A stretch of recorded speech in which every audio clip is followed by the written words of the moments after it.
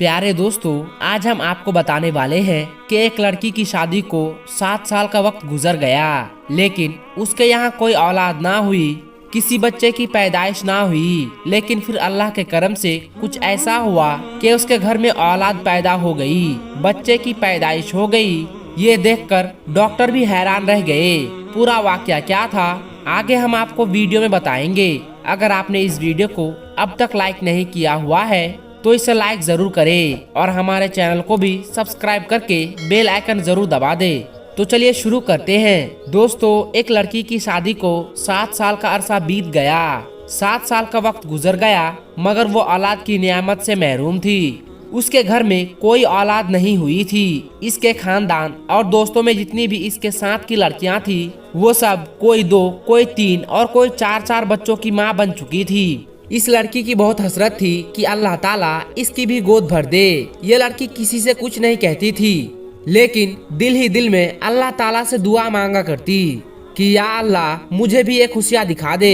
दोस्तों, इस लड़की की सारी सहेलियाँ, यहाँ तक के इसके ससुराल में जितनी शादी इसके बाद हुई थी, वो सब साहिबे औलाद हो चुके थे। जहाँ इस लड़की को ससुराल वालों की चुभती हुई नजरों और चुभते हुए सवालों का सामना करना पड़ता था, वो खुद भी हर पल अपनी सूनी गोद की वजह से दुखी और परेशान रहती थी। उसने हिम्मत करके अपना चेकअप भी करवाया, लेकिन ये चीज देखकर इसे और भी ज्यादा तकलीफ होती कि इसकी रिपोर्ट में डॉक्टरों ने बताया कि औलाद होने की उम्मीद नहीं है, जिस वजह से वो हर वक्त दुखी रहने लगी। मगर दिल में एक उम्मीद भी रहती कि अल्लाह चाहे तो कुछ भी नामुमकिन नहीं। डॉक्टर की बात कभी हतमी नहीं हो सकती, क्योंकि वो सिर्फ अपना अंदाजा और अपने तजुर्बे की बुनियाद पर कुछ कह सकते हैं, लेकिन हकीकी फैसला तो अल्लाह के इख्तियार में है। लड़की का दिल अगर बहुत ज्यादा उदास होता तो वो चुप कर अपने कमरे में जी भर कर रो लेती थी। कोई भी इसकी तकलीफ को समझ नहीं पा रहा था कि वो औलाद ना होने की वजह से खुद कितनी तकलीफ और अजियत से गुजर रही है। ससुराल वाले तो बातें बनाते ही थे, लेकिन रिश्तेदारों और पड़ोसियों की बातें जलती पर तेल का काम किया करती और उसकी सास कुछ बातें बाद में कर देती, जिन्हें सुनकर दिल चाहता कि वो मर जाए या उन लोगों से कहीं दूर चली जाए, क्योंकि उन लोगों की बातें दिन ब दिन बढ़ती ही चली जा रही थी। लेकिन उसे उम्मीद थी तो सिर्फ अल्लाह पाक से। वो हर नमाज में रो रो कर बस अल्लाह से एक ही फरियाद करने लगी कि वो इसे औलाद की नियामत से नवाज दे।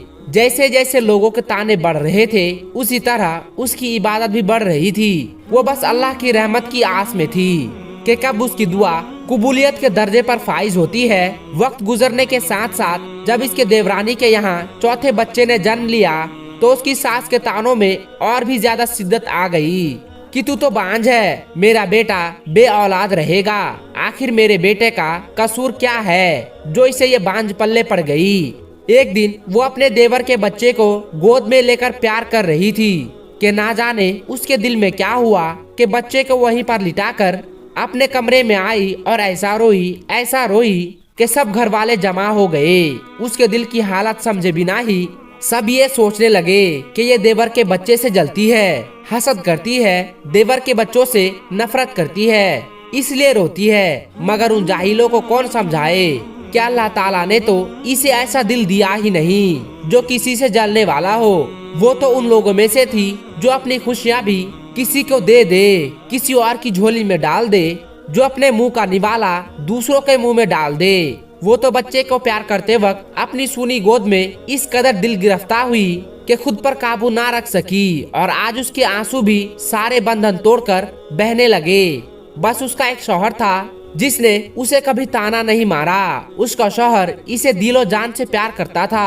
वो उसकी ख्वाहिश को समझ सकता था, लेकिन वो क्या करता, इसके हाथ में तो कुछ भी नहीं था। एक दिन किसी ने कहा कि अपने शौहर के भी टेस्ट करवाओ। पहले तो इस बात पर बहुत हंगामा हुआ, लेकिन फिर बाद में उसके शौहर ने कहा कि टेस्ट करवाने में आखिर क्या हर्ज है। उसके शौहर का टेस्ट करवाया गया। जब रिपोर्ट सामने आई तो वो ठीक नहीं थे। फिर तो घर में एक तूफान सा आ गया। सब कहने लगे कि अब इस लड़की को फारिग करो, हम तुम्हारी दूसरी शादी करेंगे। लेकिन उसका शौहर किसी भी सूरत पर उसे तलाक देने को तैयार ना था। शौहर की मोहब्बत में एक जर्रा बराबर भी कमी नहीं आई, बल्कि वो इसकी दिलजोई इस अंदाज में करता कि अगर अल्लाह ताला को मंजूर होगा तो हमें औलाद जरूर होगी, और अगर अल्लाह को मंजूर नहीं तो हम इस पर भी अल्लाह के शुक्रगुजार हैं। इसने अपने शौहर से कहा कि आप दूसरी शादी कर लो, मगर वो अपनी बीवी से बहुत प्यार करता था, इसलिए किसी भी सूरत नहीं माना, यानी दूसरी शादी करने को तैयार ना हुआ। एक दिन उसकी सास ने बहुत लान तान किया, यहाँ तक कह दिया कि तुम चाहती ही नहीं कि हमारे घर खुशियाँ आए, मेरे बेटे का भी कोई वारिस हो, तुम बदज़हनी नहीं बल्कि बद दिमाग भी हो। सास की जली कटी बातें सुनकर ये बहुत परेशान हुई और फिर इसने वजू किया और नमाज के लिए खड़ी हो गई। जब दुआ के लिए हाथ उठाए तो ऐसी दिक्कत तारी हुई कि कुछ ना बोला जाए। वो कुछ नहीं बोल पा रही थी। फिर सजदे में गिरकर अल्लाह ताला से फरियाद करने लगी, या अल्लाह, अगर तूने मुझे बे औलाद रखना था तो तूने मुझे इस दुनिया में औरतों के रूप में क्यों भेजा? औरत तो पूरी औलाद से ही होती है, तो फिर मेरे वजूद को अधूरा क्यों रखा? या अल्लाह, सारी दुनिया के डॉक्टर चाहे जो मर्जी कहे, मुझे बस तेरा ही आसरा है। या अल्लाह, मेरी वजह से मेरे शौहर को तकलीफ और इस महरूमी से ना गुजार। या अल्लाह, तू हर चीज पर कादिर है। वो औरत सजदे में और भी दुआ मांगती रही, या अल्लाह, तुझे तेरे हबीब हजरत मोहम्मद मुस्तफ़ा सल्लल्लाहु अलैहि वसल्लम की प्यारी जुल्फों का वास्ता, मुझे औलाद की नियामत से मालामाल कर दे। उस रात सजदे में रो रो कर उसने ऐसी फरियाद की कि उसकी आहो पुकार सुनकर कायनात की हर चीज शायद उसकी सिफारिश बन गई और अल्लाह ताला पर उसका भरोसा जीत गया। और फिर चंद हफ्तों के बाद वो हुआ जिसकी किसी को भी उम्मीद ना थी। डॉक्टर बार बार उसकी रिपोर्ट देख रहे थे। फिर उसको जिंदगी की नवील सुनाई गई कि वो माँ बनने वाली है। ये सुनते ही उसने बिना किसी की परवाह किए वो हॉस्पिटल के फर्श पर सजदा रेज हो गई और अल्लाह ताला का शुक्र अदा किया कि या अल्लाह, तेरा शुक्र है, तेरा करम है, मुझ गुनाहगार की तूने सुन ली। तो दोस्तों, चाहे कुछ भी हो जाए, कभी भी किसी भी हालत में मायूस नहीं होनी चाहिए।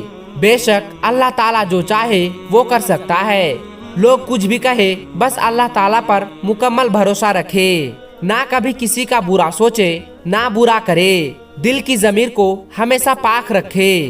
प्यारे दोस्तों, एक दूसरे के लिए दुआ मांगना बहुत अच्छा और बेहतरीन अमल है, इसलिए एक दूसरे के लिए दुआएं मांगा करे।